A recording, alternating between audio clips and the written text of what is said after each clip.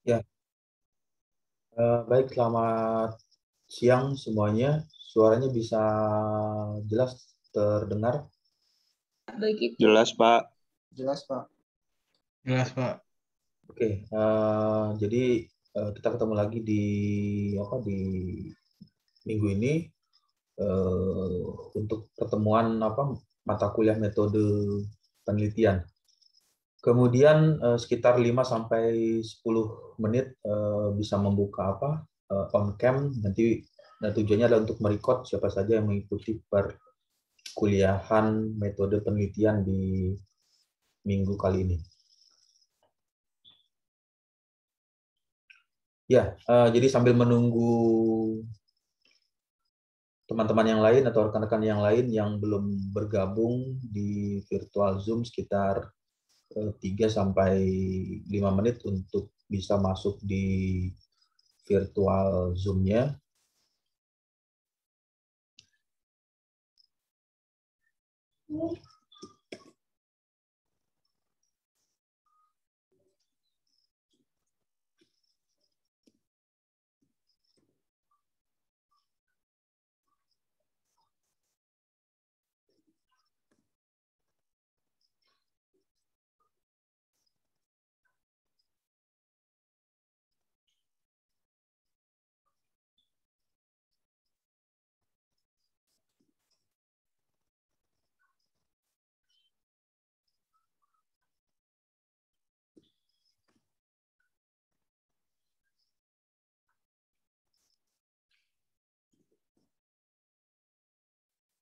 Ya, sebelum dimulai karena pada mata kuliah ini ada metode penelitian masuk ke dalam program MBKM ya, Merdeka Belajar Kampus Merdeka.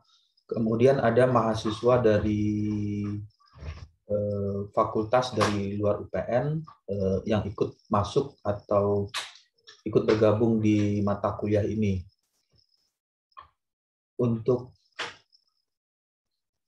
mahasiswa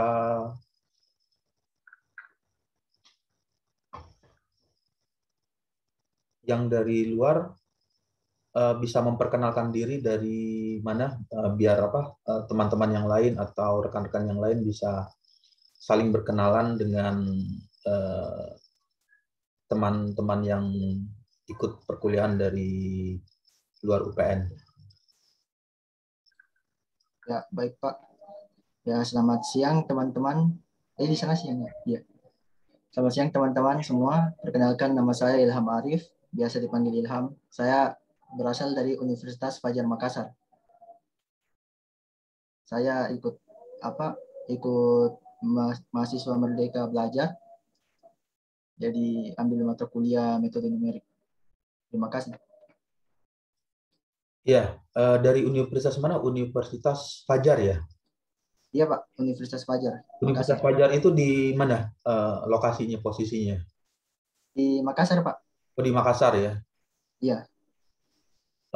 Jamnya sama ya, maksudnya waktu Indonesia bagian barat ya. Kalau di Jakarta, kalau kita atau UPN itu di WIB waktu Indonesia bagian barat. Kalau di Makassar masuk kategori apa? Masih WIB atau tengah, Pak? Masuk tengah. Masuk tengah ya?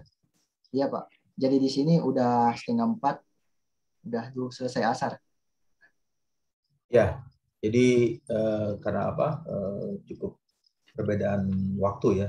Jadi nanti diperhatikan saja kalau misalnya waktu ininya, karena waktu perkuliahan kalau di Depok atau di Jakarta itu jam saat ini adalah sekitar jam 2.45, jam 2.45 menit. Dari Universitas Fajarnya ini jurusan apa? Teknik sipil, Pak. Oh, dari sipil ya, dari teknik sipil. Iya. Oke. Karena di sini adalah teknik mesin ya, yang angkatan berapa sekarang? 2018, Pak. 18 ya. Ini dari teknik mesin semua ya? Iya, Pak. Ya. Jadi yang ada teman kita yang baru dari Universitas Fajar dengan jurusan Teknik Sipil ikut masuk ya, ikut bergabung di mata kuliah metode penelitian untuk mengikuti perkuliahan ini. Jadi nanti Anda atau teman-teman yang lain bisa saling bertukar informasi atau menambah perkenalan dari jurusan prodi yang berbeda. Yang satu dari teknik sipil, kemudian yang satu yang di bagian perkuliahan ini adalah jurusan di teknik mesin, di mechanical engineering.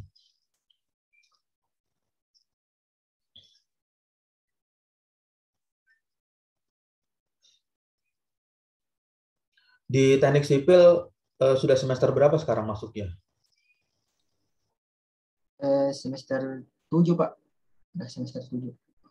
Di semester 7 ya, sudah ya. Berarti sudah mau mengarah membuat tugas akhir atau membuat proposal skripsi. Iya, Pak.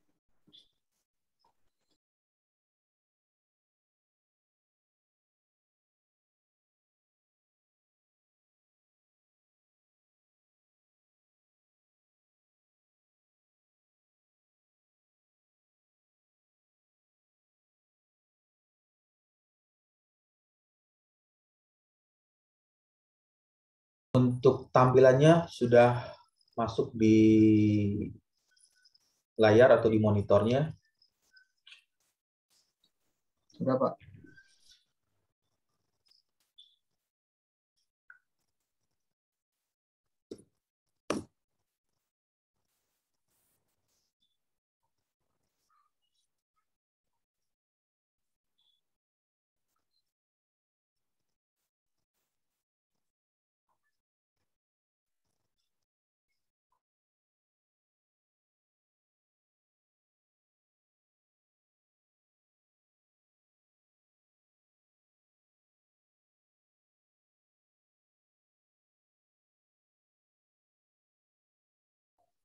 Ya, oke, baik. Jadi karena sudah banyak yang bergabung, sudah ada sekitar 58 yang masuk di virtual Zoom.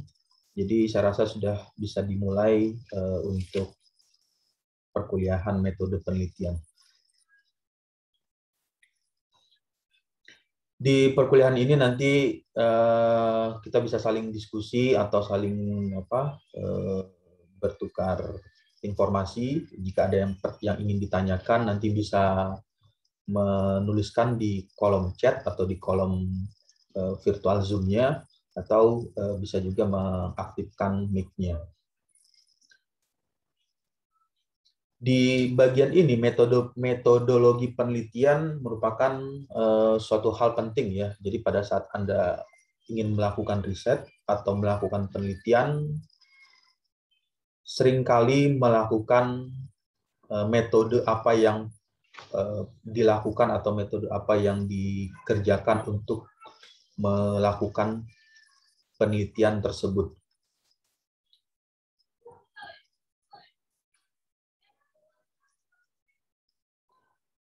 Lalu ini adalah kalau misalnya yang sudah pernah atau sudah tahu ya, ini adalah URL atau website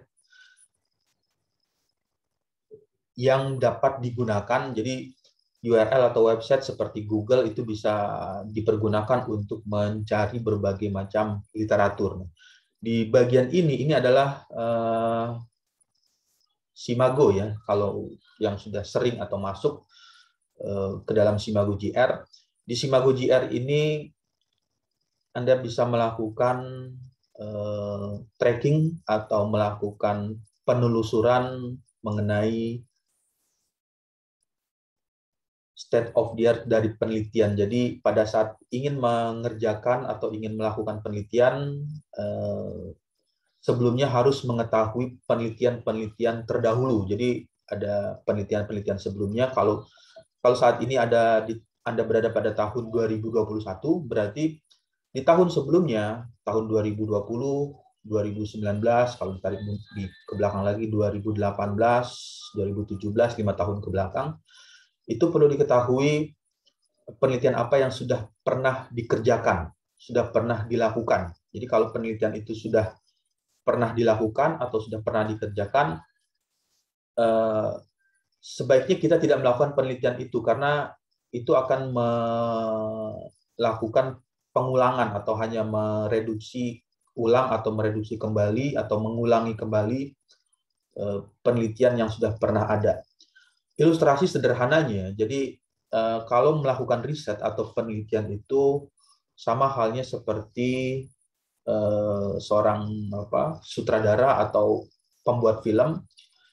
Jadi pada saat dia ingin membuat suatu film yang baru atau film yang bisa dikategorikan baru filmnya, maka sutradara tersebut atau peneliti tersebut harus mengetahui dulu penelitian yang sudah dilakukan sebelumnya. Jadi kalau misalnya film ini pernah ditayangkan misalkan di channel, katakanlah misalnya di televisi, di RCTI atau di Indosiar atau di SCTV, terus dia ingin membuat film baru tetapi akan ditayangkan di katakanlah misalkan di Trans TV. Nah, karena film itu sudah pernah ditayangkan atau sudah pernah diceritakan di channel-channel atau di televisi sebelumnya, maka pengaruhnya apa? Pengaruhnya adalah tidak mendapatkan apresiasi yang cukup baik dari penonton. Jadi penontonnya, oh ini udah pernah tayang, oh ini udah pernah diceritakan. Nah, sama juga dengan penelitian. Jadi penelitian itu ketika sudah pernah ada misalkan di jurnal. Nah, jadi untuk melakukan trackingnya itu Anda bisa membuka di simagojr.com. Jadi di jurnal Simago di website ini nanti bisa mengetahui apakah penelitian ini sudah pernah dikerjakan atau belum. Jadi kalau misalnya sudah pernah, ya tidak perlu dilakukan lagi karena nilai kontribusinya atau kebaruan dari penelitian tersebut tidak memberikan nilai baru bagi pengembangan ilmu pengetahuan. Jadi hanya mengulang-ulang atau hanya mereduksi merecycle dari penelitian-penelitian yang sudah ada. Ini adalah salah satunya ya, salah satu URL atau website yang bisa dipergunakan untuk melakukan penelusuran terhadap penelitian yang dikerjakan. Jadi nanti bisa juga masuk di SimagoJR atau bisa masuk juga di Google Scholar ya, di Google Scholar. Kemudian ini adalah booksgoogle.co.id. Jadi kalau saat ini berbagai macam buku nanti bisa dibuka di situ di Books Google ya, ketik saja misalkan metode penelitian. Di bagian itu nanti akan keluar buku-buku yang ingin dicari sesuai dengan kata kunci yang diketikkan.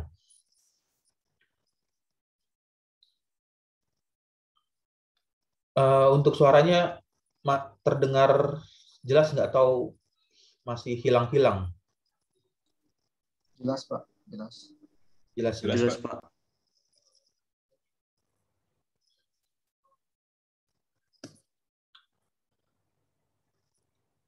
Yang ketiga ini adalah doaj.org. Jadi ini juga sama untuk menelusuri atau mencari sumber-sumber penelitian atau jurnal yang bisa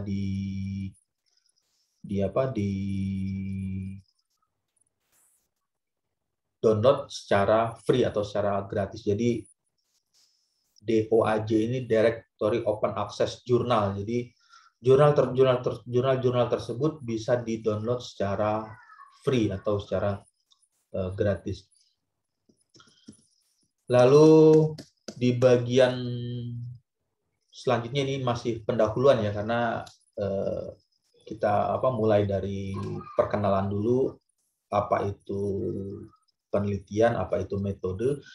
Jadi metodologi penelitian itu berasal dari kata metode atau langkah atau cara yang tepat untuk melakukan sesuatu, logos yang artinya ilmu pengetahuan. Nah, karena metode penelitian ini dilakukan atau dikerjakan berdasarkan saintifik atau saintisnya ilmu pengetahuan, maka metode penelitian ini masuk ke dalam hal yang ilmiah. Jadi ilmiah itu artinya dikatakan ilmiah atau dikatakan masuk akal karena bisa dijelaskan atau bisa diceritakan. Berbeda halnya dengan hal-hal yang metafisika atau hal-hal gaib. Jadi metode penelitian merupakan hal yang ilmiah atau hal yang berdasarkan sumber ilmu pengetahuan, artinya bisa dijelaskan dengan akal atau dengan penjelasan secara logika. Lalu metodologi artinya cara melakukan sesuatu dengan menggunakan pikiran. Nah, ini untuk membuat atau menyelesaikan metode tersebut diselesaikan dengan cara atau menggunakan akal atau menggunakan pikiran. Nah, inilah yang perlu dipahami dengan baik, karena ketika melakukan suatu penelitian atau suatu pengerjaan,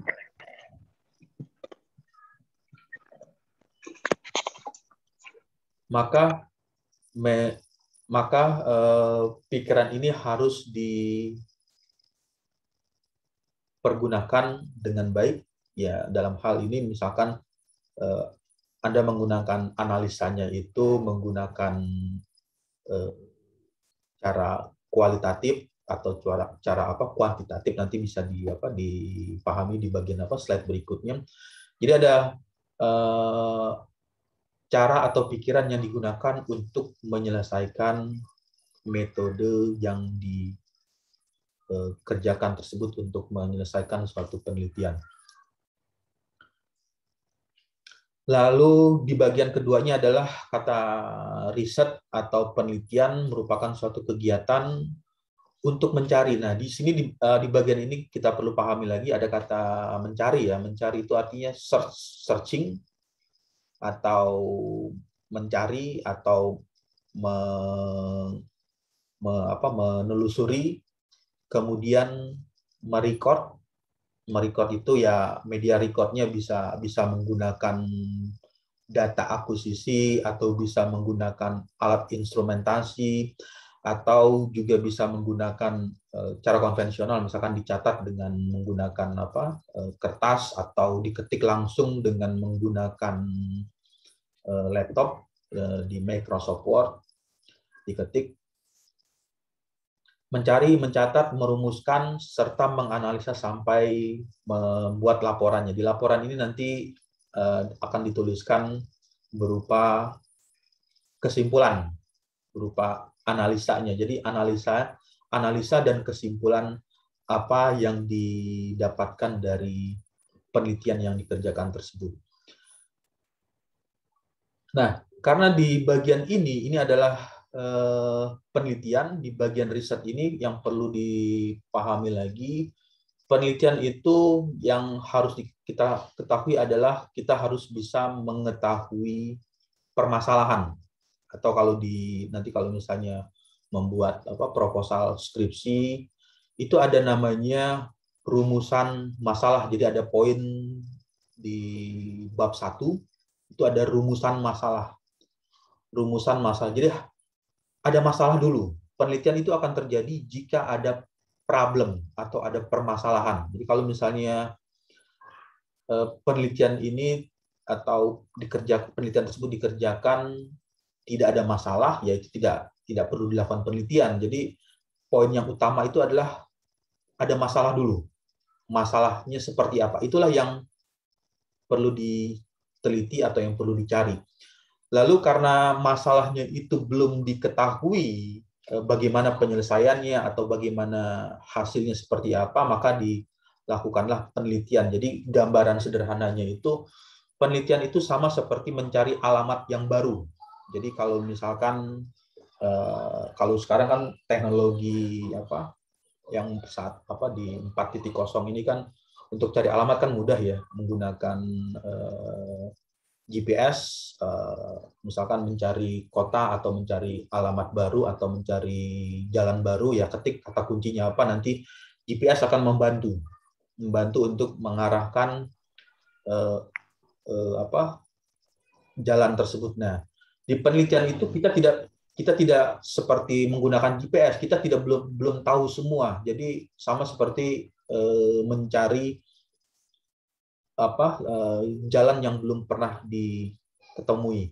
Jadi karena itu belum pernah dilalui atau belum pernah diketahui jalannya seperti apa atau perjalanan seperti apa, di metode penelitian itu kalau misalkan Anda memperhatikan atau melihat skripsi atau bagian apa namanya penulisan skripsi ya atau tugas akhir, di bab ketiga itu ada namanya flowchart penelitian, jadi garis alir penelitian. Nah, di garis alir penelitian itu selalu dimulai kata memulai ya, start, kemudian turun ke bawah lagi ada mencari literatur, kemudian turun lagi ke bawah misalkan melakukan desain atau melakukan apa.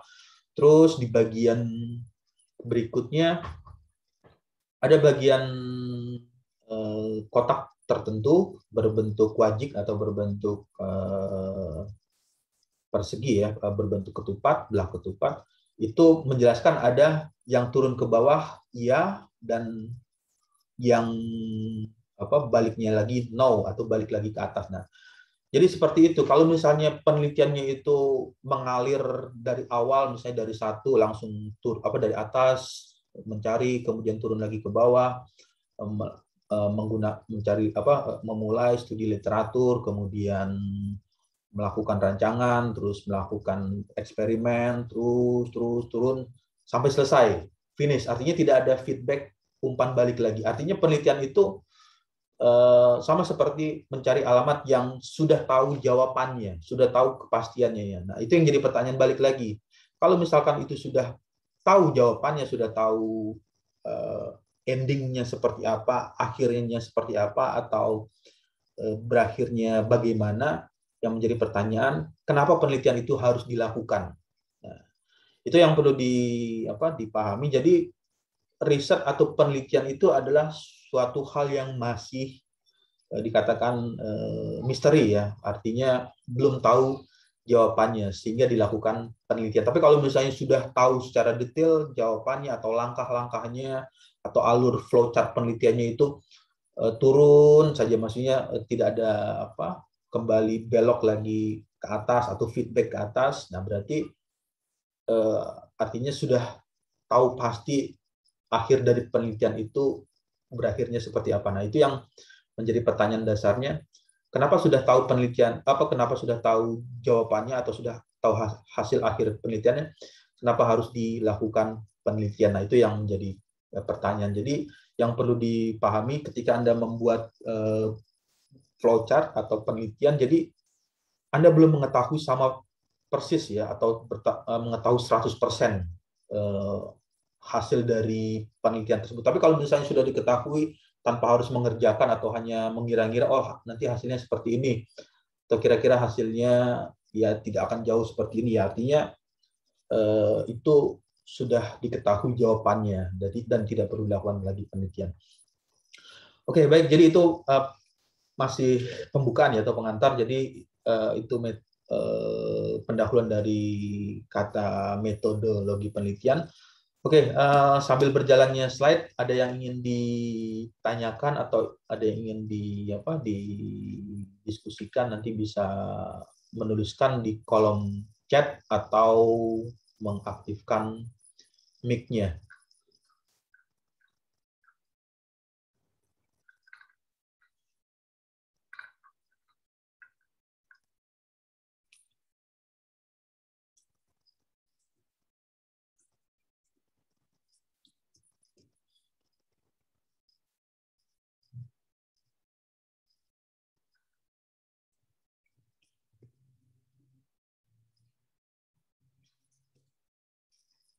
Ya, ini adalah beberapa asumsi atau persepsi dari menurut para ahli ya, karena yang sudah sering atau melakukan riset ini kita hanya mengutip atau mengambil sedikit statement atau penjelasan. Jadi metode penelitian itu kalau diartikan atau dipahami dari beberapa para ahli yang pernah melakukan riset atau sering melakukan penelitian.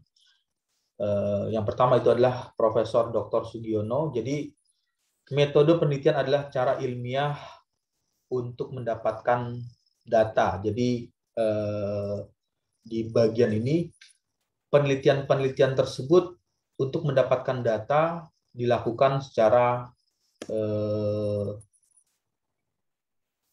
ilmiah. Ilmiah itu artinya ada bukti fisiknya, ada bukti visualnya atau bukti konkretnya. Misalkan Anda melakukan pengujian, katakanlah di lab ya, atau di laboratorium, atau di perusahaan atau di tempat praktek, berarti ada data yang diperoleh. Misalkan data tersebut diperoleh dengan menggunakan alat ukur tertentu. Jadi kalau Anda melakukan misalkan menggunakan alat ukur, katakanlah kalau di teknik itu ada untuk mengukur, misalkan untuk mengukur kecepatan ya, kecepatan misalkan kecepatan fluida atau kecepatan fluida yang mengalir. Nah, itu ada alatnya, berarti ada alatnya, kemudian ada bendanya, lalu benda tersebut melakukan instrumentasi atau pengukuran terhadap objek yang ingin diamati atau ingin dipelajari, sehingga didapatlah data, didapatkan data ya, data atau berupa angka data ini bisa saja berupa data foto, misalkan melakukan visualisasi menggunakan high speed kamera atau kamera kecepatan tinggi, atau menggunakan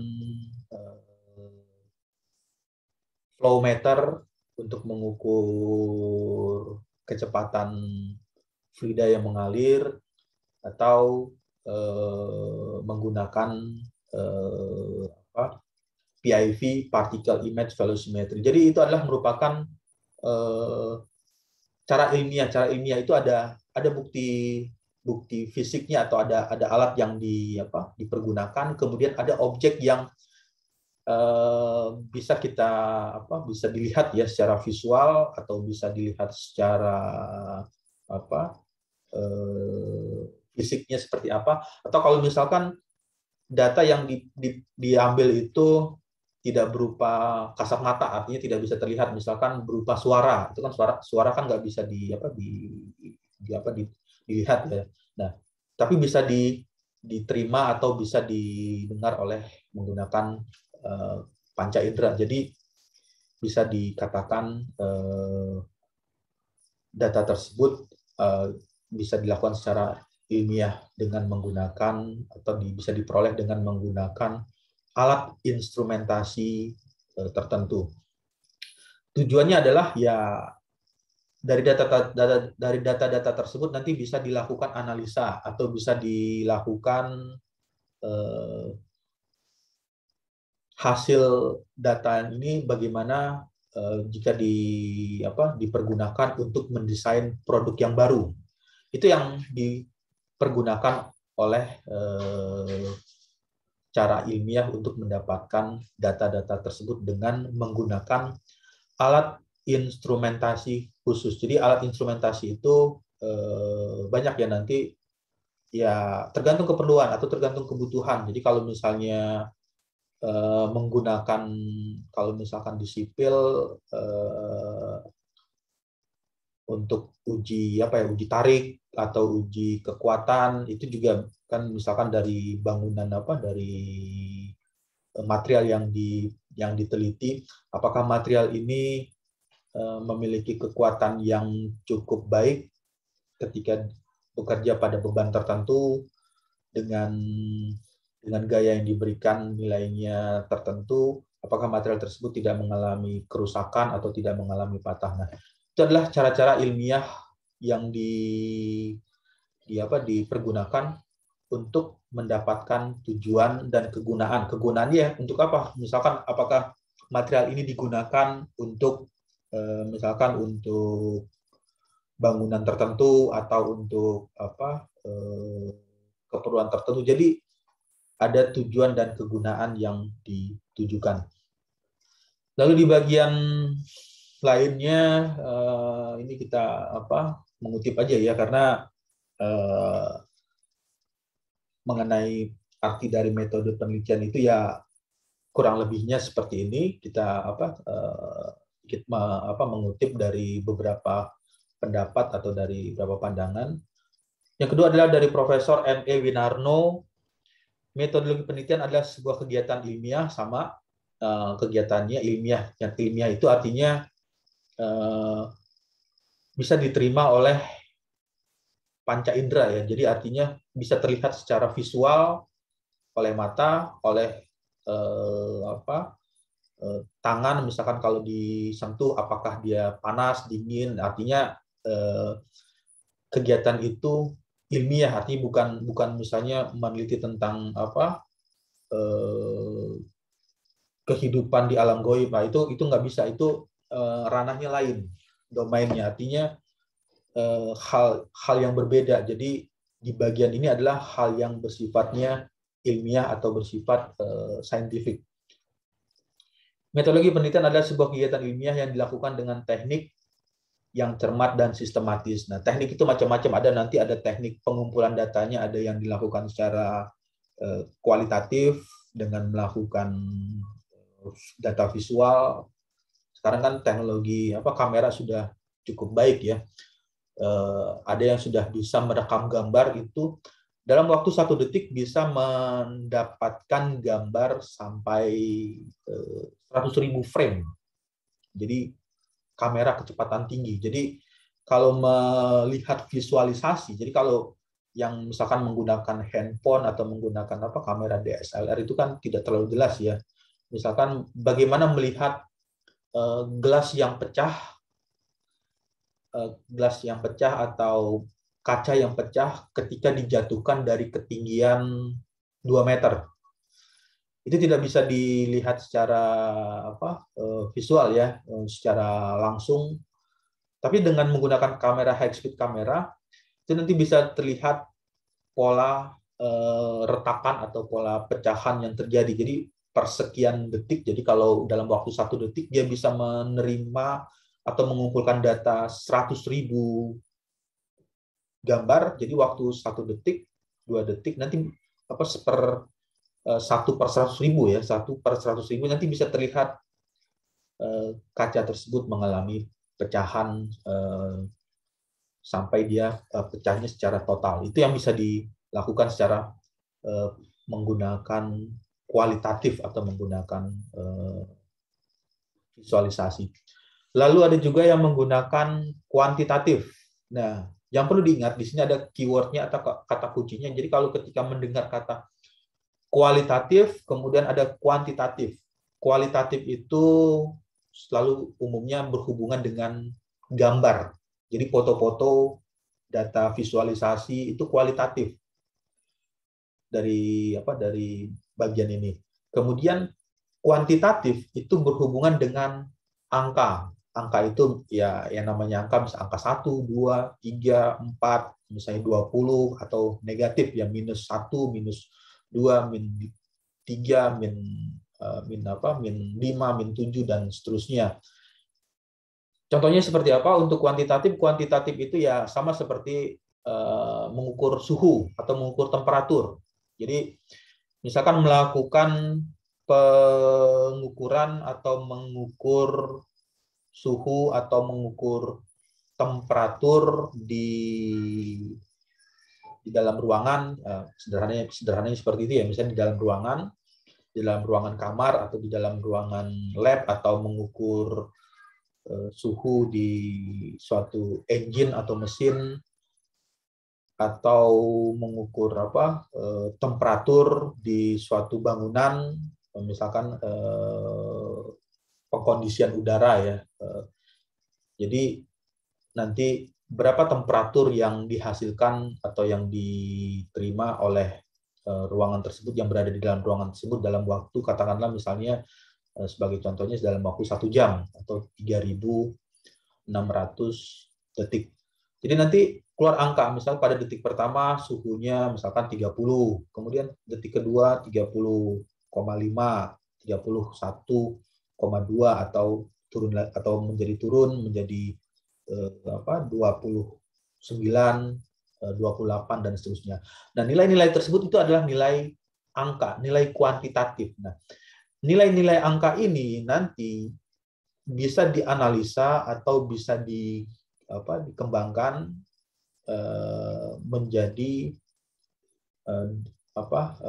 hasil yang berguna. Jadi dengan cara menggunakan statistik. Jadi penggunaan nanti bisa dilakukan hitungan secara statistik, bisa dihitung berapa temperatur rata-rata di dalam ruangan tersebut, atau berapa nilai temperatur maksimum di menit keberapa, di jam keberapa. Itu adalah data kuantitatif, data angka. Nah, data-data angka ini yang diolah secara sistematis. Kemudian yang ketiga adalah berikutnya dari M. Nasir atau Muhammad Nasir, metode penelitian merupakan hal yang penting bagi seorang peneliti untuk mencapai sebuah tujuan serta dapat menemukan jawaban dari masalah yang diajukan. Nah, ini adalah poin yang paling penting lagi yang perlu diperhatikan di sini. Jadi pada saat nanti melakukan atau membuat proposal skripsi atau mengerjakan skripsi, poin yang paling utama diperhatikan di situ pada saat menyusun proposal skripsi bab 1 itu ada namanya nanti ada rumusan ya, ada rumusan masalah, kemudian ada tujuan penelitian. Nah, tujuannya ini harus tercapai. Jadi pada saat melakukan riset atau penelitian tersebut, maka harus bisa mencapai tujuan yang dituliskan di penelitian yang dikerjakan tersebut. Jadi kalau misalnya tujuannya misalkan ada 4 poin, poin 1, 2, 3, 4, nah itu harus dicapai tujuannya. Jadi kalau misalnya belum sampai tujuannya, jadi baru setengahnya atau baru 1/4 atau baru 3/8 atau 3/5 atau masih 3/9 dari tujuan tersebut belum tercapai, berarti penelitian tersebut belum selesai atau belum tuntas sehingga bisa menemukan jawaban yang diinginkan. Jadi poin yang perlu diperhatikan, jadi pada saat melakukan penelitian atau mengerjakan riset, ada 2 hal yang di bagian bab 1 ya. Di bab 1 itu yang perlu diperhatikan adalah rumusan masalah dan tujuan penelitian. Jadi rumusan masalah itu adalah problem apa? Problem atau permasalahan apa dulu yang terjadi atau yang paling penting yang ingin dilakukan. Jadi masalah itu sederhananya kalau kita kelompokkan atau kita artikan, itu ada namanya big problem, ada masalah yang besar. Kemudian ada medium problem, masalah sedang ya. Ada small problem, ada masalah kecil, kemudian ada masalah no problem. Artinya nggak ada masalah, tapi dibuat seolah-olah menjadi masalah. Itu yang sering terjadi atau yang perlu dipahami, karena ketika menuliskan rumusan masalah itu yang perlu diperkuat adalah ini masuk ke dalam kategori apa? Apakah masuk ke dalam kategori medium big problem, medium problem, small problem atau no problem, nggak ada masalah. Tapi dibuat seolah-olah narasinya itu ada masalah. Nah, itu yang sering menjadi pertanyaan ketika dilakukan seminar proposal skripsi. Jadi yang poin yang paling perlu diperhatikan, yang perlu dilatih nanti kan, karena di semester ini kan yang sudah mengikuti udah semester mau menyusun skripsi ya, atau menyusun tugas akhir. Jadi yang perlu diperhatikan itu adalah mengelompokkan atau menentukan dulu masalah tersebut masuk dalam kategori apa. Big problem, medium problem, small problem, atau no problem. Nah, jadi ketika itu sudah dapat masalahnya, nanti pada saat diseminarkan atau diuji atau dipresentasikan, ketika ditanya penguji seminar atau penguji sidang skripsi atau penguji proposal skripsi, itu menjadi hal yang tidak jadi masalah, karena banyak juga komentar atau dari hasil uji seminar dari uji seminar proposal skripsi atau sidang skripsi itu, ada permasalahannya itu ya tidak terlalu bermasalah sebetulnya kalau misalnya tanpa harus dilakukan, karena tanpa harus dikerjakan, tapi dibuat narasinya seolah-olah ini menjadi suatu masalah. Nah, itu yang perlu dicermati, nanti perlu dieksplor lebih jauh lagi, atau dijelaskan sehingga masalah tersebut menjadi suatu masalah yang bisa dilakukan untuk diteliti. Lalu yang berikutnya, ini hanya pendapat ya, atau hanya argumen atau penjelasan dari beberapa peneliti, karena banyak sekali pendapat-pendapat ya. Kebetulan yang saya dapatkan ada 4. Nanti Anda bisa mengeksplor lebih jauh lagi di e-book atau di buku mengenai metode penelitian itu, pendapatnya seperti apa. Lalu di bagian keempat ini adalah Muhyiddin Sirot. Metodologi penelitian merupakan sebuah cara untuk memilih subjek. Jadi ada subjek masalah dan menentukan judul dalam sebuah investigasi. Nah, ini ada hubungannya dengan penentuan judul. Jadi judul penelitian atau judul proposal penelitian atau judul skripsi itu nanti harus sesuai dengan isinya. Jadi kalau misalnya isinya tentang apa, tapi judulnya berbeda, itu yang juga sering terjadi pengalaman di uji seminar skripsi atau uji proposal. Jadi ada suatu pengalaman atau penulisan judul skripsi, judulnya menceritakan tentang ini, misalkan, tapi yang dikerjakan berbeda. Nah, itu yang menjadi kontradiksi antara judul dengan isi yang dituliskan. Nah, ini juga yang perlu menjadi perhatian. Jadi membuat judul itu harus mengetahui permasalahannya. Jadi kalau misalnya permasalahannya sudah dapat dipahami, berarti nanti tinggal menuliskan judulnya.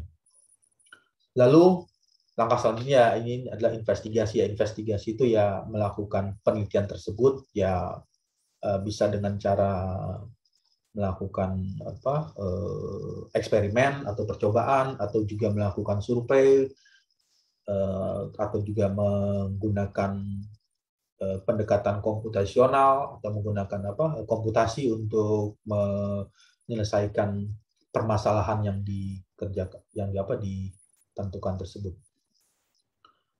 Lalu di bagian berikutnya adalah Heri Rahyubi, metode penelitian adalah sebuah model yang dapat digunakan dalam kegiatan belajar mengajar. Nah, ini juga merupakan suatu feedback atau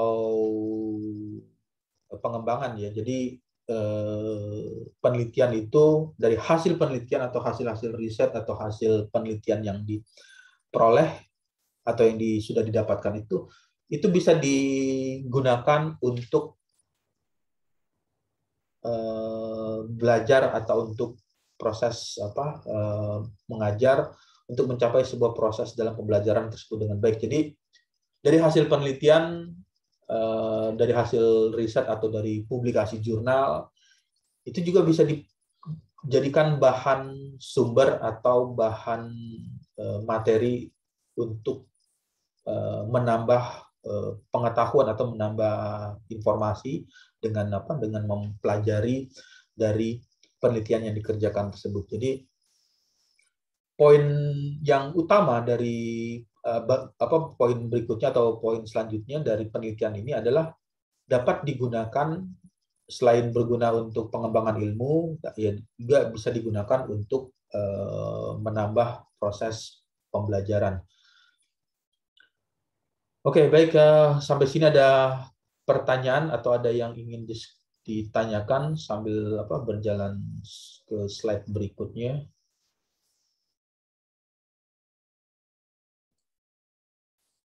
Saya Pak, nama Wildan Amarullah, NIM 036, izin bertanya Pak.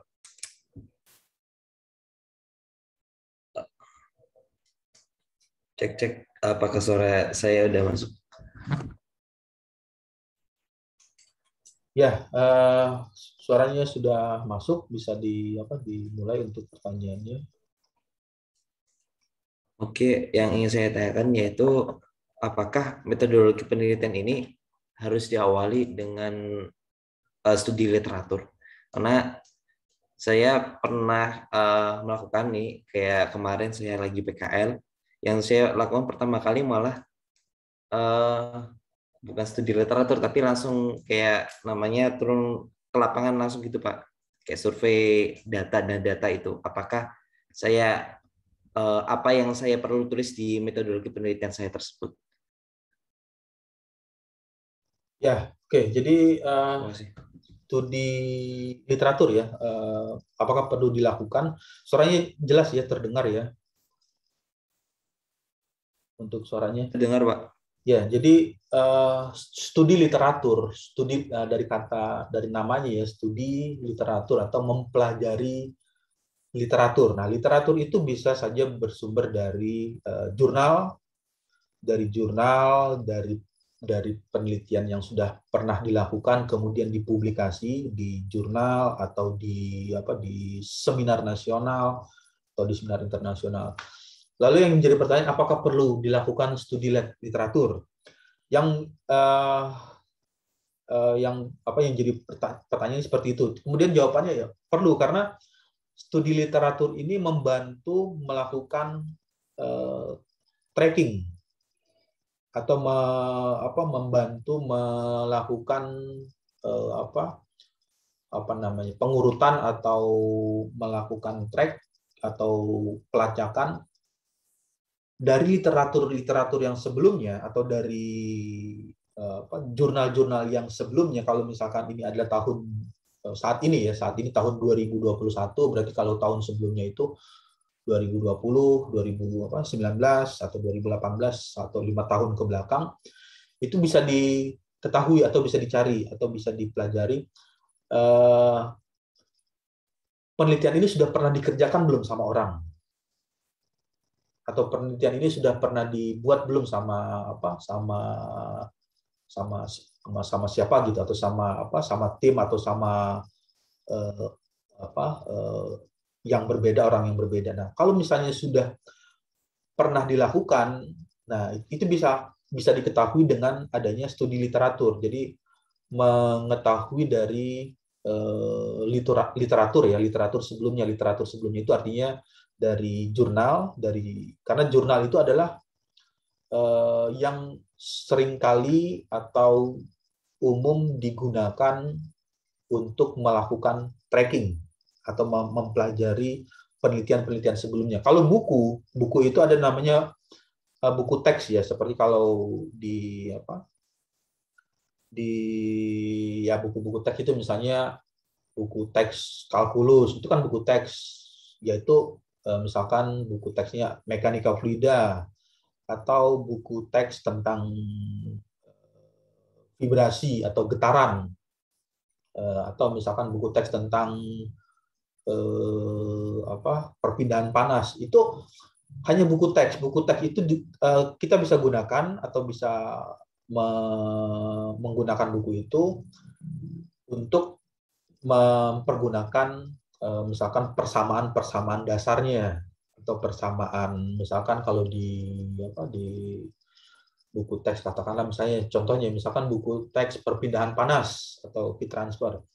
Jadi nanti persamaan dasarnya misalkan karena ini risetnya tentang atau melakukan PKL atau kerja lapangan atau tempatnya itu di katakanlah misalkan di pembangkit listrik. Terus di proses pembangkit itu ada namanya proses perpindahan panas atau heat transfer. Nah, lalu yang terjadi di perpindahan panas itu terjadi proses perpindahan panas secara konduksi pada misalkan perpindahan panas untuk konduksi dengan satu dinding. Jadi kan ada misalkan ada boiler atau ada sumber panas. Nah, itu kita bisa mengutip di situ. Mengutip rumusnya, bagaimana rumus teori perpindahan panas. Teorinya. Teori konduksinya perpindahan panas. Kemudian untuk literatur reviewnya atau studi literaturnya itu adalah melakukan tracking dari penelitian sebelumnya atau dari penelitian yang terdahulu. Misalkan tempat yang dilakukan itu umpama ya, misalkan nanti bisa juga dicarikan contoh yang lain ya, tapi ini hanya sebagai contoh. Nanti kalau misalnya sesuai dengan tempat PKL nanti bisa dianalogikan atau diibaratkan seperti itu. Misalkan contohnya di bagian ini adalah di boiler atau di pemanas. Nah, berarti nanti melakukan pengamatan atau mengamati risetnya itu atau mengamati tempat PKL-nya itu di pemanasnya itu di boiler di bagian apa? Misalkan mengamati pengaruh kenaikan temperatur terhadap kinerja boiler. Nah, itu lalu ditelusuri studi literatur. Orang sudah melakukan itu, sudah mengerjakan itu di bagian apa saja atau sejauh mana. Kalau misalnya ternyata sudah pernah ada yang melakukan PKL atau melakukan penelitian dengan hal yang sama, misalkan pengaruh kenaikan temperatur atau pengaruh kenaikan suhu terhadap performa boiler, ya itu tidak perlu kita akan berpindah lagi, tidak melakukan itu lagi. Jadi mencari hal yang berbeda. Kenapa ini perlu dilakukan? Ya karena kalau misalnya itu sudah pernah dilakukan oleh yang lain atau sudah pernah dikerjakan oleh yang sebelumnya, ya dengan bahasa sederhananya itu ya hanya merecycle ulang atau mendaur ulang atau yang lebih ininya ya hanya copy paste, diganti-ganti variabelnya dan lain sebagainya.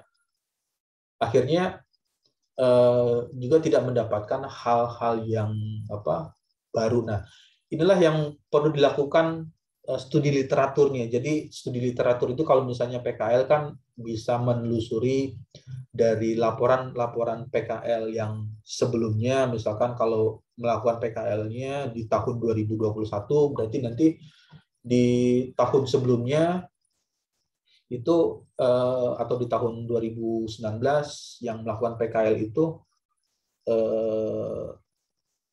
sudah sejauh mana atau sudah di bagian apa saja yang pernah dikerjakan. Jadi nanti bisa ditelusuri di bagian itu. Jadi poin yang jadi pertanyaan tadi, apakah studi literatur itu perlu dilakukan? Ya perlu. Tujuannya adalah untuk mencari hal-hal yang berbeda atau hal-hal yang belum pernah dikerjakan oleh orang lain atau yang sebelumnya. Kalau misalnya sudah pernah dikerjakan, ya itu hanya merecycle atau ya dengan kata lain hanya merubah-rubah variabelnya atau melakukan copy paste. Dan itu yang nanti akhirnya kan di bagian terakhir itu kan seringkali ada melakukan ya cek Turnitin, kemudian ada cek similarity. Nah, itu yang menjadi keperluan atau menjadi hal yang perlu dilakukan untuk melakukan studi literatur. Oke, baik. Sambil berjalannya, ada lagi pertanyaan? Saya Pak mau nanya Pak. Ya. Saya mau nanya Pak, itu untuk melakukan metode penelitian ini, apakah harus turun langsung ke lapangan? Sementara